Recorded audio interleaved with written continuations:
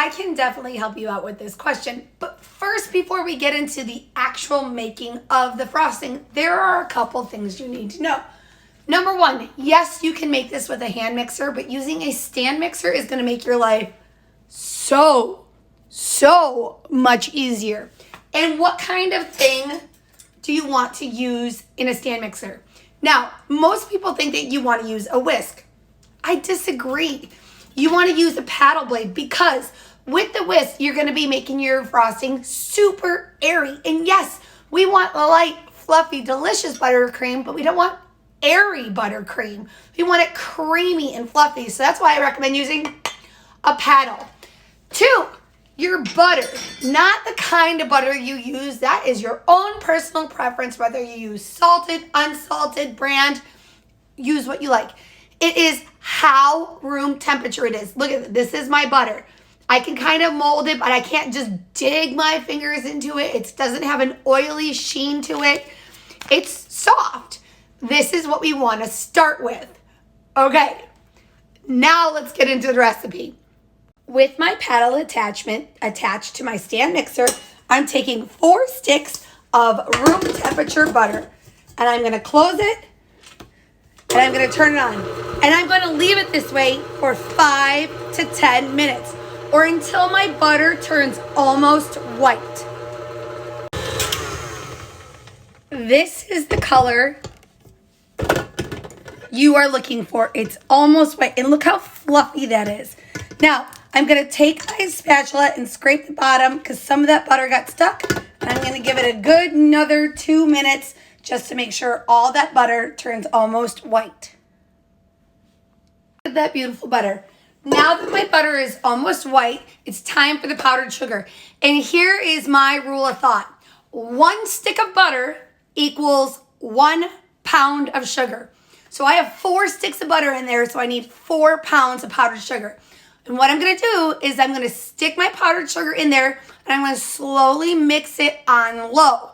And as I do that, I'm going to slowly add teaspoons of buttermilk, heavy whipping cream, something dense and thick, because the heavier the fat content in the milk, the thicker, creamier, and dreamier your buttercream is going to be. At the same time, a pinch of salt and the flavoring you want. How much?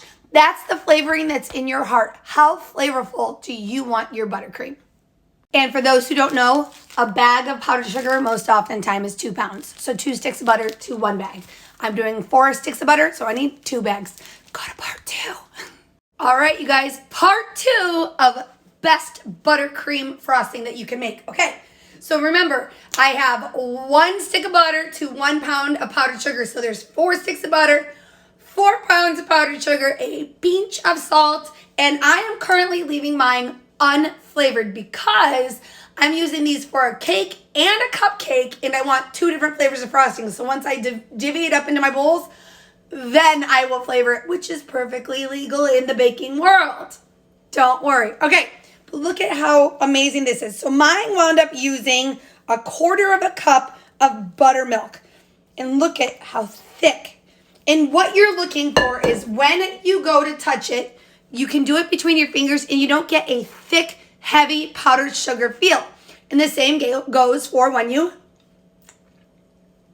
taste it. Kind of rub your tongue to the roof of your mouth and blend it in. And if you can feel a heavy grain of powdered sugar, you need a little bit more milk.